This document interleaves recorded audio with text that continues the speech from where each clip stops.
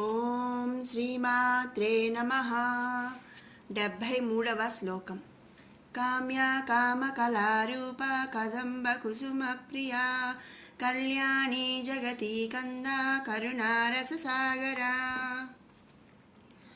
కామ్య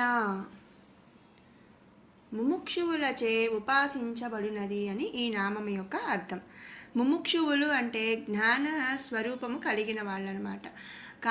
ఆ దేవి జ్ఞానస్వరూపమై కావుట చేత ముముక్షువులకు మాత్రమే సాధ్యమగునట్టిది అని ఈ నామం యొక్క అర్థం. అందుకే ఆ తల్లిని కామ్య అని స్తుతించుకుంటున్నాము.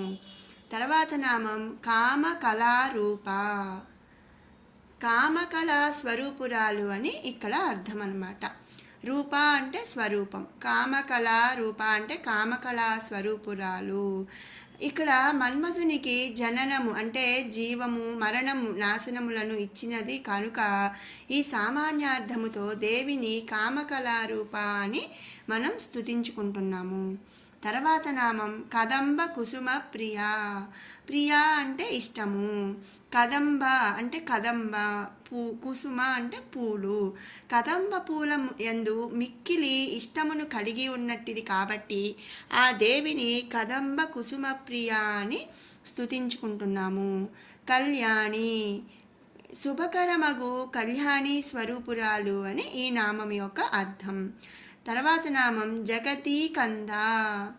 కంద అంటే మూలము, జగతి అంటే జగత్తుకు, సమస్త జగత్తునకు మూలమైనట్టిది అని ఈ నామం యొక్క అర్థం. ఈ సమస్త జగత్తును మొక్కకు మూలమగు దుంప వంటిది. అంటే కంద అంటే పిల్లక, అంటే కంద మనం తెలుసు కదండి, మూల మొదలు ఉంటుంది కదా, అదనమాట. ఈ సమస్త జగత్తును మొక్క, ఈ మొత్తం జగత్తుని ఒక మొక్కగా మనం అనుకుంటే దాని మూలమగు దుంప వంటిది అని ఈ నామం యొక్క అర్థం. అందుకనే ఆ తల్లిని జగతి కంద అని మనం స్తుతించుకుంటున్నాము. అంతే కదండి, మొదలు అంటే వేర్లు దగ్గర ఉండే దుంప అది ఆరోగ్యంగా లేకపోతే చెట్టంతా కూడా పాడైపోతుంది. అందుకనే ఆ మొదలు ముఖ్యం కాబట్టి అలాంటి ఆ మొదలు మూలమగు దుంపతో ఆ తల్లిని పోల్చారు. అందుకే ఆ తల్లిని జగతి కంద అని మనం స్తుతిస్తున్నాము. తర్వాత నామం కరుణా రస సాగర. సాగర అంటే సముద్రం, రస అంటే నీరు, కరుణ అంటే దయ. దయ అనే నీరు నిండి ఉన్నటువంటి సముద్రము వంటిది అని ఈ నామం యొక్క అర్థం.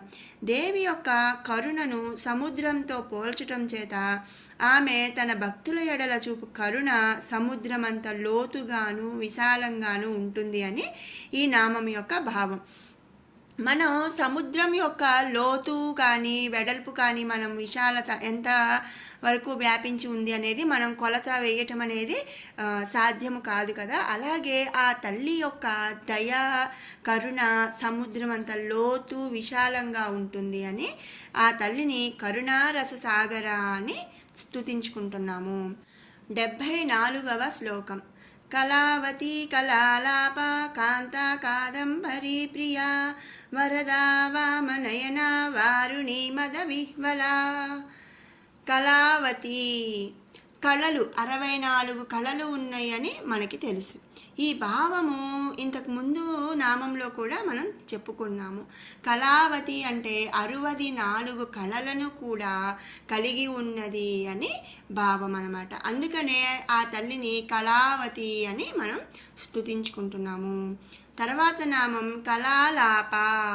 కళలు భాషా స్వరూపముగా కలిగినట్టిది, లేదా పలుకులు మధురముగా పలుకునట్టి మధుర భాషిని అని ఈ నామము యొక్క అర్థం. అందుకనే ఆ తల్లిని కళాలాప అని మనం స్తుతించుకుంటున్నాము. తర్వాత నామం కాంత. కాంత అంటే సుందరమైన స్త్రీ లేదా మిక్కిలి అందమైనది అని అర్థం. అందుకనే అంటే అందరికన్నా ఎంతో సుందరమైన స్త్రీ కాబట్టి మిక్కిలి అందంగా ఉంటుంది కాబట్టి ఆ తల్లిని మనం కాంత అని స్తుతిస్తున్నాము.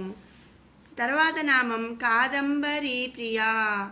ఉత్తమమగు మధ్యము కళ్ళు ఎందు ఇష్టము. కాదంబరి అంటే మద్యం కళ్ళు అని అర్థం అన్నమాట. ప్రియ అంటే ఇష్టం. కళ్ళు ఉత్తమమైన మద్యము కళ్ళు అందు ఇష్టము కలిగి ఉన్నది కాబట్టి ఆ తల్లిని కాదంబరి ప్రియ అని స్తుతిస్తున్నాము. తర్వాత నామం వరద, కోరికలను తీర్చున్నది. తన భక్తులు కోరిన కోరికలను తీర్చు భక్త వరదాయని. అంటే వరద అంటే వరాలిచ్చే తల్లి అని. ఆ తల్లి కోరిన కోరికలను తీర్చు భక్త వరదాయని కాబట్టి ఆ తల్లిని మనం వరద అని స్తుతిస్తున్నాము. తర్వాత నామం వామనయన. నయన అంటే కళ్ళు, వామ అంటే మిక్కిలి అందమైన. వామనయన అంటే మిక్కిలి అందమైన నేత్రములు కలిగినది అని అర్థం. అందుకనే ఆ తల్లిని మనం వామనయన అని మనం స్తుతించుకుంటున్నాము. తర్వాత నా వారుణి మద విహ్వల. వారుణి అంటే వారుణి నాడి, మద అంటే మనస్సు, విహ్వల అంటే ఏకాగ్రత. వారుణి నాడిని సాధించిన వారికి మనస్సు ఏకస్థానమందు అంటే ఏకాగ్రతగా లగ్నమవునట్లు చేస్తుందన్నమాట.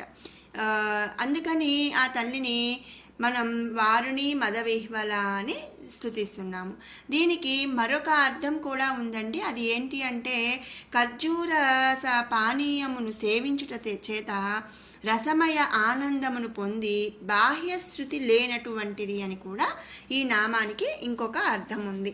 అంటే మనకి బయట శృతి అంటే మనకి ఏం జరుగుతుందనేది తెలియదు అనమాట. మనం ఆనందంతో మనం ఒక్కొక్కసారి మనం చెప్తాం కదా, ఆనందంతో బిక్కిరయ్యాము, లేదా ఒక నిమిషం స్టన్ అయిపోయి అలా ఏమీ అర్థం కాలేదు నాకు అని చెప్తూ ఉంటాం కదా, అలా అనమాట.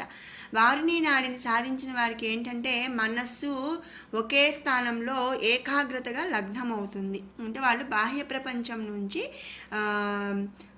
దూరంగా మనస్సు లగ్నం చేయనట్లుగా ఆ తల్లి చేస్తుంది. అందుకే ఆ తల్లిని వారుని మద విహ్వల అని స్తుతిస్తున్నాము. విన్నారు కదండి 73, 74 శ్లోకాల అర్థాలు. ఇప్పుడు 71 నుంచి 74 వరకు గల శ్లోకాలను 2 సార్లు పారాయణ చేసుకుందాం.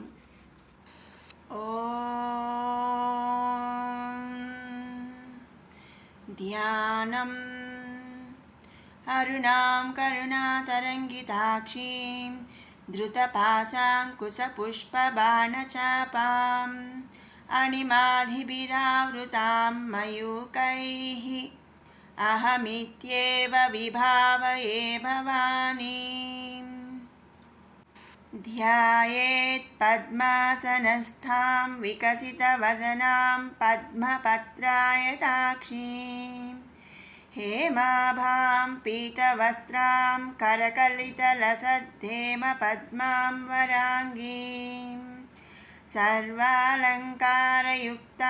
సకలమభయదాం భక్తనమ్రాం భవానీం శ్రీవిద్యాం శాంతమూర్తిం సకలసురనుతాం సర్వసంపత్ప్రదాత్రీం సకుంకుమవిలేపనామళికచుంబికస్తూరికాం సమందహసితేక్షణాం ససరచాపపాశాంకుశాం అశేషజనమోహినీ మరుణమాల్యభూషోజ్వలాం జపాకుసుమబాసురాం జపవిధౌ స్మరేదంబికాం.